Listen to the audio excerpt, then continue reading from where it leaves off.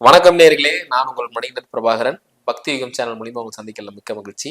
இன்னைக்கு சீஃப் கெஸ்டா யார் வந்திருக்காங்கன்னு பாத்தீங்கன்னா, பங்கு சந்தை ஜோதிடர், வாஸ்து நிபுணர், பிரசன்ன ஜோதிடர் அசோக் கந்தசாமி சார் வந்திருக்காரு. ஃபர்ஸ்ட் ஆஃப் ஆல் அவர் வெல்கம் பண்ணிடலாம். வணக்கம் சார். வணக்கம். இருக்கீங்க? நல்லா இருக்கும். Super sir. இந்த எபிசோட் பார்க்க போறது என்னன்னா, இனி ஒரு 40 நாள் 45 நாள் சம்திங் இன்னும் இருக்கு. ஸோ எல்லாரும் ஆவலா எதிர்பார்த்துட்டு இருக்கிற சனி பயிற்சி பலன்கள் தான்.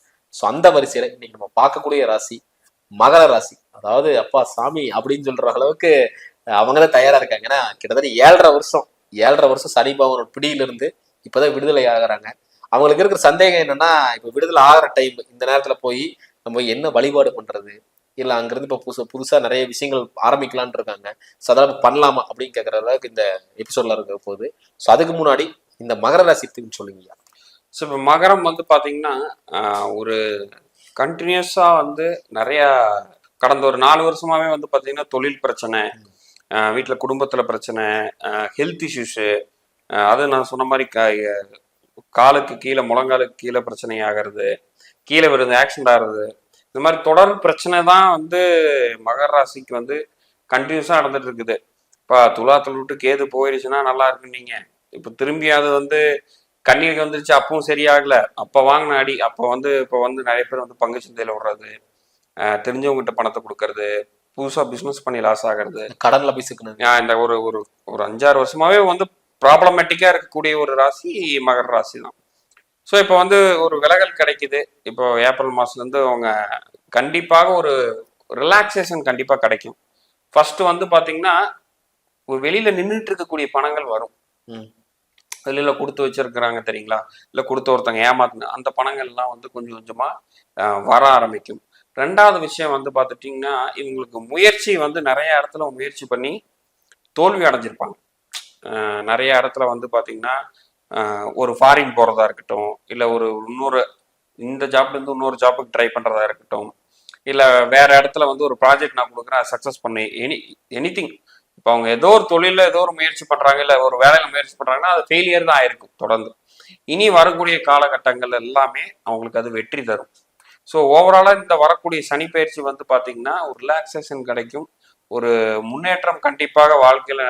ஒரு இந்த ஸ்டெப்லேருந்து இன்னொரு ஸ்டெப்பு போயிட்டோம்ப்பா அப்படின்னு நான் காத்துக்கிட்டு இருக்கிறவங்களுக்கு எல்லாமே ஒரு அற்புதமான ஒரு வாய்ப்பு தான். மெயினாக அவங்களுக்கு கொஞ்சம் ஹெல்த் பார்த்துக்கணும், புரியுதுங்களா? ஸோ வெளிநாட்டு யாராவது ட்ரை பண்ணுறாங்க, வெளிநாட்டு வேலை, வெளிநாட்டுலேருந்து ஒரு ஜாப் ஆஃபர் எல்லாமே கண்டிப்பாக கிடைக்கும். ஏன்னா சனி அங்கே போகிறதும் இல்லாமல் ராகு வந்து கும்பத்துக்குள்ள வர. ஸோ அப்போ 2 சொன்ன மாதிரி இப்போ 2ல ராகு, 3ல சனி வராது. ஆல்ரெடி 2ல சனி இருந்ததுதான் பாதச்சனியா முடிய போகுது.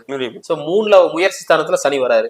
அப்போ இந்த தடவை வந்து நிறைய முயற்சிகள், அதாவது ஓன் பிசினஸ் ஸ்டார்ட் பண்றவங்க ஒரு பார்ட்னர்ஷிப்ல பண்ற போது இந்த மாதிரி முடிவுகள் எடுக்கலாமா? தாராளமா எடுக்கலாம். பட் நம்ம என்ன, நான் திரும்பி சொல்றேன் பாத்துங்களேன், மகர ராசியில மகர ராசி அவங்களுக்கு மகரம், பட் அவங்க பார்க்கக்கூடியது சிம்மம், மேஷம், தனுஷ். இந்த 3 கட்டம் அவங்க ஜாதகத்துல எடுத்து அந்த 3 கட்டத்துல சனியோ குருவோ இருந்தால் புது தொழில் ஆரம்பிக்க கூடாது. ஏன் ஒரு சில ராசி பலன்கள்லாம் தோக்குது, ஏன் அவங்க சூப்பரா இருக்குனாங்க, ஏன் வரலைன்னா இந்த சின்ன சின்ன சூட்சமத்தை. அதுக்கு தான் என்னன்னா, போய் உங்க ஜோதிடரை பார்த்து ஒரு வாட்டி நீங்க செக் பண்ணிக்கங்க. அதான் நீங்க சொல்றத பார்த்து கோச்சாரமா பிரச்சனை முடிஞ்சது, ஆனா தசாபுத்திகள் நல்லா இருந்ததுன்னா வாழ்க்கை தசாபுத்தியா இருக்கட்டும், இல்ல உங்க ஜாதக கட்டத்துல எப்படி இருக்கு, புரியுது, கிரகத்தோட அதுதான். இப்ப நம்ம ராசி வச்சு கிளியர்னு சொல்றோம், மத்த கிரகத்தை வச்சு பார்க்கணும் இல்லைங்களா? அதனாலதான் நான் எப்பவுமே இந்த கீ பாயிண்டோட சொல்லிடுவேன்.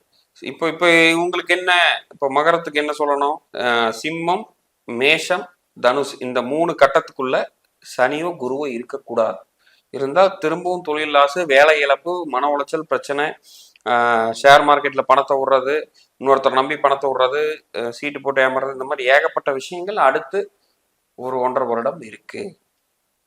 அதுக்கு தான் நம்ம சொல்றது, ஒரு வருடம் ஒரு முறையாவது ஜாதகத்தை பார்த்துட்டு அதுக்கேற்ற மாதிரி பண்ணுங்க. இல்லை ஒரு பெருசா ஒரு ப்ராஜெக்ட் பண்றீங்க அப்படின்னா கண்டிப்பா செக் பண்ணி பண்ணுங்க அப்படிங்கறத நம்ம தெளிவா சொல்றோம். இப்போ இந்த காலகட்டத்துல திருமணம் நடக்காம இருக்கும். இப்போ இந்த காலகட்டத்தில் திருமணம் எல்லாம் பார்க்கலாமா, லவ் மேரேஜ் ஆகிறதுக்கு வாய்ப்புகள் இருக்கா? இப்போ ஃபர்ஸ்ட் வந்து பாத்தீங்கன்னா, இந்த வர குரு பயிற்சி விட்டு அடுத்த குரு பயிற்சியில கண்டிப்பா வாய்ப்பு இருக்கு. அதாவது குரு வந்து கடகத்துக்கு வரணும், புரியுதுங்களா? அப்போ அவங்களுக்கு வாய்ப்பு இருக்கு. பட் அவங்க தசாபுத்தி சப்போர்ட் பண்ணுச்சுன்னா கண்டிப்பா அவங்களுக்கு திருமணம் ஆகிறதுக்கான யோகம். பட் குரு பலன்னு நம்ம பார்க்கும் பொழுது இன்னொரு 1.5 வருடம் பொறுத்து இருக்கக்கூடிய காலம் தான் இருக்கு. கடகத்துல வரும்போது ஆமா ஆமா ஆமா. அதே மாதிரி இப்ப இன்வெஸ்ட் பண்ணி ஒரு தொழில் ஆரம்பிக்கிறது இந்த காலகட்டத்துல பண்ணலாமா? நான் அதான் சொன்னேன் பாத்தீங்களா, அந்த 3 ரூல். ஆ. சிம்மம் அதுல இல்லைன்னா தாராளமா பண்ணலாம், கண்டிப்பா மேசம் சிம்மம் தனுஷ்ல இல்லாம இருந்துச்சுன்னா தாராளமா பண்ணலாம். தாராளமா பண்ணலாம். குரு சனி இருக்கக்கூடாது. ஓகே ஓகே, சூப்பர் சூப்பருங்க.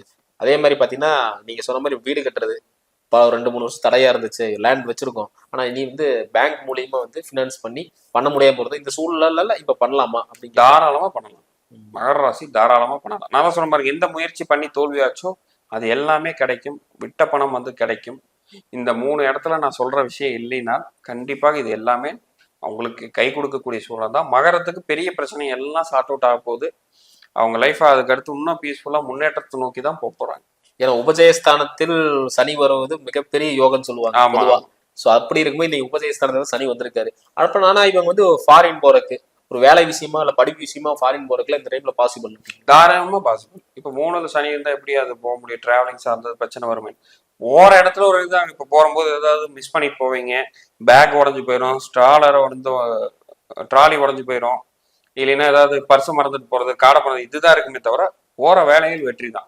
அதே மாதிரி மிகப்பெரிய கேள்வி என்னன்னா, நிறைய பேருக்கு இருக்க கேள்வி, இப்ப நான் மகர ராசிங்க, இப்ப எங்களுக்கு விடுதலை ஆயிட்டோம், என் மிஸ்ஸஸ் பாத்தீங்கன்னா கும்ப ராசியா இருக்காங்க, என்னோட சன் சிம்ம ராசியா இருக்காங்க, ஒரே வீட்டுல 7.5 சனியாலும் பாதிக்கப்பட்டிருக்கோம், அஷ்டம சனினாலும் பாதிக்கப்பட்டிருக்கோம் அப்படின்னு சொல்லும் போது அப்படி எப்படி ஃபேஸ் பண்ண போறாங்க? கண்டிப்பா யார் யாருக்கு என்னென்ன இருக்கோ அதை அவங்க அனுபவிச்சே தேரணும். இப்ப சன்னுக்கு அஷ்டம சனியா, அவர் கீழே விழுந்து உடைச்சுக்கிறது, இல்ல ஜாப் போறாரா அவருக்கு ஜாப் போறது, அவரு பணம் இழக்கிறது, புரியுதுங்களா? இந்த மாதிரி அவரு சார்ந்த பிரச்சனைனால இவங்க டிப்ரெஷன் ஆகும், அவ்வளவுதான். ஆனா அந்த தாக்கம் இருக்கும், கண்டிப்பா இருக்கும். அது எப்படி இல்லாம போகும்?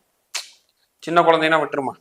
ஓ, இப்போ இவங்களுக்கு நடக்கும் போது இவங்கனால நடந்திருக்கும், இப்ப இவங்களுக்கு விலகினதுக்கு அப்புறம் வீட்டுனால அப்படின்னு. அதேதான். அப்ப நம்ம என்னன்னாங்க, அது எல்லாமே இன்னும் டேக் கேர் பண்ணிக்கணும், இன்னும் எக்ஸ்ட்ரா கேரா பாத்துக்கணும். இது இப்ப இந்த மாதிரி இந்த ஒரு வருட காலகட்டங்கள் சரியில்லைன்னா நம்ம அதை ஒரு தெளிவா பார்த்து அது இப்படி இப்படிலாம் இருக்குன்னு தெரிஞ்சுக்கிட்டு அதுக்கேற்ற மாதிரி சிம்பிள் ரூல் தான், வருமுன் காப்பதே சேர்ந்ததுங்கிற மாதிரி முடிஞ்ச அளவுக்கு எவ்வளவு தூரம் நம்ம சேஃப்டியா இருக்கிறோமோ அவ்வளவு நல்லது.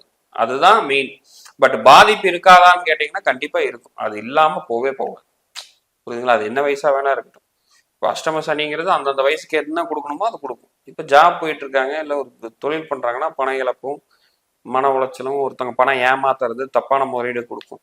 ஸ்கூல் காலேஜ் போயிட்டு இருக்காங்கன்னா கீழே அடிபடுறது, பெட் ரெஸ்ட் எடுக்கிறது, வைரல் ஃபீவர் வர்றது, இந்த மாதிரியான விஷயங்கள் பிடிக்கும். இன்னும் ரொம்ப இதாக இருக்காங்கன்னா அந்த டைம்ல படிக்காம சொன்னபடி கேட்காம ஸ்கூல்ல பிரச்சனை, பிரின்சிபால் கூப்பிட்டு வர சொல்றாங்க, அந்த டைம்ல எக்ஸாம்ல ஃபெயில் ஆகிறது, இந்த மாதிரியான விஷயம் அந்தந்த காலகட்டத்துக்கு ஏற்ற மாதிரியான அமைப்பு கண்டிப்பாக ப்ராப்ளமேட்டிக்கா தான் இருக்கும். மெயினா என்னன்னா 7.5 வருஷம் ஒரு வனவாசமே முடிச்சதுன்னு சொல்லலாம். ஆமா, இப்ப அடுத்தடுத்து நல்ல விஷயங்கள் நடக்கிறதுக்கு எங்க டீம் சார்பாகவும் மகர ராசிகளும் சொல்லிக்கிறோம். கண்டிப்பா. ரொம்ப ரொம்ப நன்றிங்கய்யா, நன்றி. ரொம்ப டெப்த்தான டீட்டெயிலும் சொல்லிட்டீங்க. அடுத்தடுத்து எபிசோட்ல பார்க்கலாம். கண்டிப்பா. நேரடியாக இந்த வீடியோ உங்களுக்கு பிடிச்சிருந்தா மறக்காம லைக் அண்ட் ஷேர் பண்ணுங்க. இதே மாதிரி இன்னொரு காலம் சந்திக்கும் முறை உங்கள் விடைபெறுவது உங்கள் மணிகண்டன் பிரபாகரன். நன்றி, வணக்கம். வணக்கம்.